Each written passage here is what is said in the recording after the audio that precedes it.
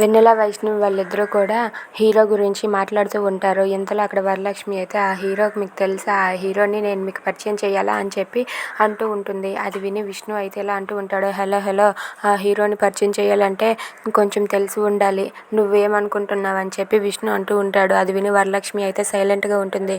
ఇక విష్ణు అయితే పిల్లలతో ఇలా అంటూ ఉంటాడు, మీకు ఆ హీరోని పరిచయం చేసి ఆ హీరోతో ఫోటో దిగేలా నేను చేస్తానని చెప్పి విష్ణు వాళ్ళిద్దరితో అంటూ ఉంటాడు. అది విని అక్కడ ఉన్న వరలక్ష్మి అయితే అది అంత సీన్ లేదు మీకు అని చెప్పి అంటూ ఉంటుంది. ఏంటి అంత సీన్ లేదు?